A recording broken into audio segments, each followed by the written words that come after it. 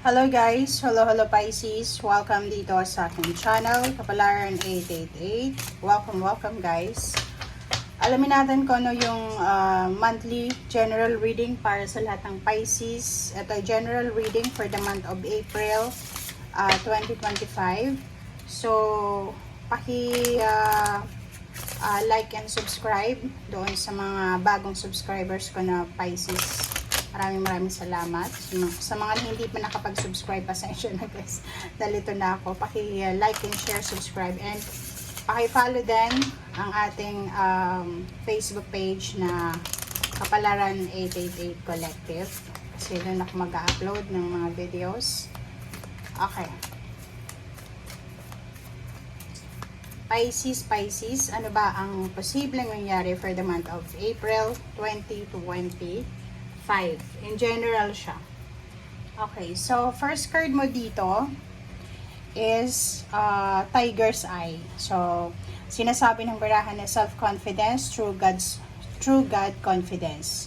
So, dito sinasabi na for the month of April, Pisces, believe in yourself by believing in God working through you. So, kailangan mong magtiwala sa sarili mo, be confident. Isipin mo na ang Panginoon ay palaging nakaantabay sa'yo.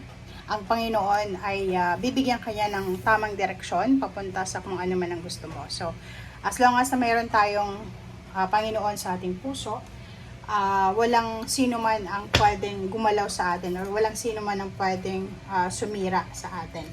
Okay?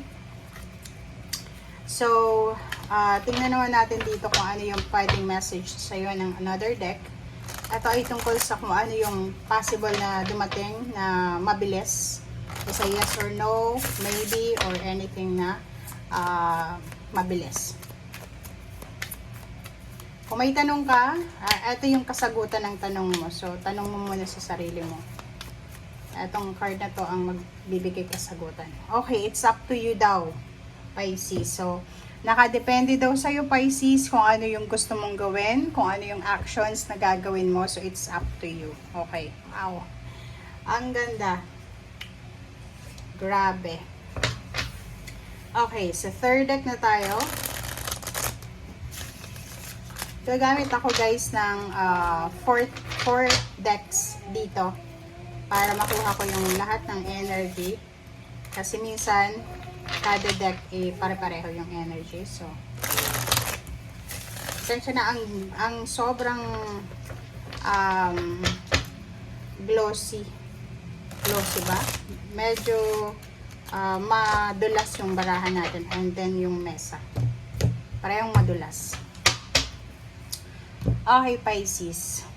First card mo sa third deck is Four of Water. This is your energy. It's a water sign. So, sinasabi ng barahan na posibleng, syempre tao lang tayo. So, may mga distraction, may mga pagkakataon na hindi ka kontento, may makakaramdam ng pagod, makakaramdam ng kung ano man na parang pakiramdam mo, tinatamad ka. So, ano lang yon, normal yon as a human being. So, kung may feeling of distraction, discontentment ka, let it go. Magpahinga, and then after mong ma-replenish yung energy mo, balik ka doon, diba? Okay, King of Water.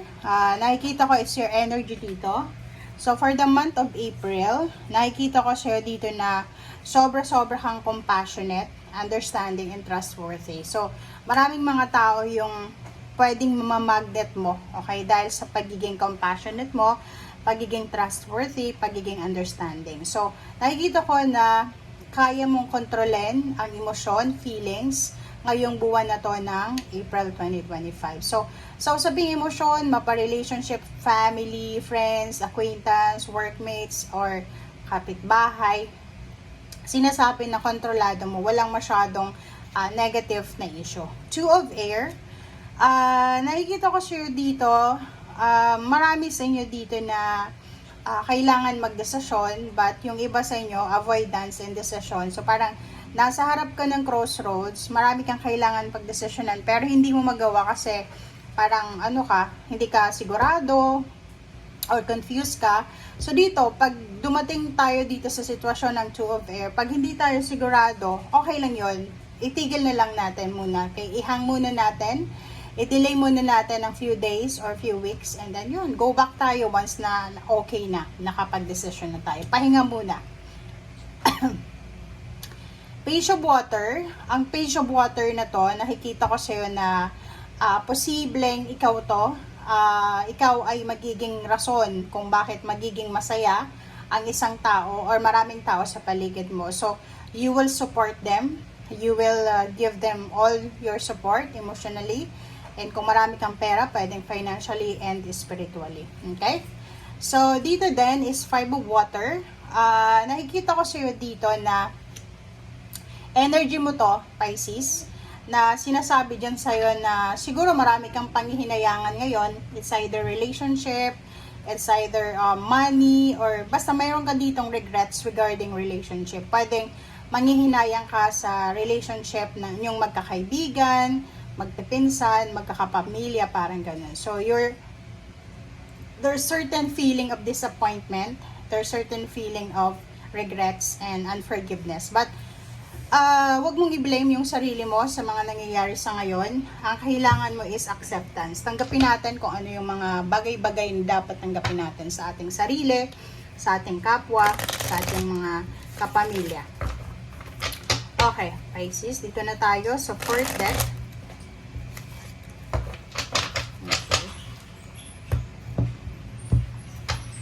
Okay, first card mo dito is reverse. Reverse na Page of Swords. So, nakikita ko sa'yo dito, since it's reversal, sinasabi sa'yo ng baraha, Pisces, na kailangan mong, kumbaga, maging matalino ka sa pagdidesisyon. Lumabas yung Judgment na upright. So, maybe marami kang decision, choices, decision making na kailangan na gawin. So, wag tayong masyadong mabilis, wag tayong masyadong madali. Yung ganyan, halimbawa, na hindi ka pa sigurado sa decision mo, okay lang na patagalin natin, ihang or i-delay natin yan. Okay, and at the same time, for the month of April, sinasabi sa'yo na kailangan mong maghintay, kailangan mong maging mapasensya, lalo na lumabas to, na number 10, lalo sa completion, sa pagbabago. Like for example, marami kang winamanifest, marami kang pinapangarap sa buhay na mabago, but medyo impatient ka na. So, dito sinasabi sa'yo ng Wheel of Fortune, na yung Wheel of Fortune, guys, it's happening siya, or event sa buhay natin na wala tayong control, uncontrollable to. So, ibig sabihin, kung ano man na mangyari sa buhay natin, may mga delays, may mga setbacks, mayroong mga hang-ups, but hindi dapat tayo nawawala ng pag-asa, hindi dapat tayo nagmamadali. Kasi pag nagmadali ka, doon papasok yung regrets. Dito papasok yung disappointment, regrets, or medyo mahihate mo yung sarili mo kasi parang sasabihin mo, naku, bakit ka nag-decide agad-agad? So, pag-aralan natin, and sa sunod niya is, sinasabi dyan sa'yo ng High Priestess na makinig ka sa sinasabi ng iyong intuition. Wag na wag kang magdedesisyon na mainit yung ulo mo, sobrang masaya ka, malungkot ka, nape-pressure ka, nagagalit ka. So, kailangan mong magdesisyon ng yung parang normal yung pakiramdam mo. Okay, tingnan natin. Ano pa ba? Pisces. Okay, in the future, so nakikita ko dito, sinasabi ng bara sa'yo, Pisces, na may incoming or upcoming na good news, offers, pwedeng from far sign Leo, Aries, Sagittarius. It's either friendship, collaboration, or anything. Trabaho, nakikita ko sa'yo dito, in the near future, sobra kang magiging busy sa trabaho mo. If may business ka, nakikita ko sa'yo dito na nakafocus ka lang sa business mo or sa trabaho mo. Mas magiging workaholic ka siguro by the end of April 2025. Okay? May money, so may incoming money, okay? May incoming money na paparating. So, sinasabi ng bira sa'yo dito na ihanda mo ang sarili mo para sa incoming money na to. So, pwede siyang end of project, end of anything na tangible or material, okay? So, etong the world card na to, pwedeng may paparating sa yung offer, international, or pwedeng may mga, parang mga sidelines to mga online jobs, virtual assistant jobs na pwedeng tanggapin mo as an additional income or bonus para sa'yo. And nakikita ko sa'yo dito na internet, working at home, yun yung pwedeng maging source of financial success mo this year 2025. Okay? Thank you guys for watching. Bye!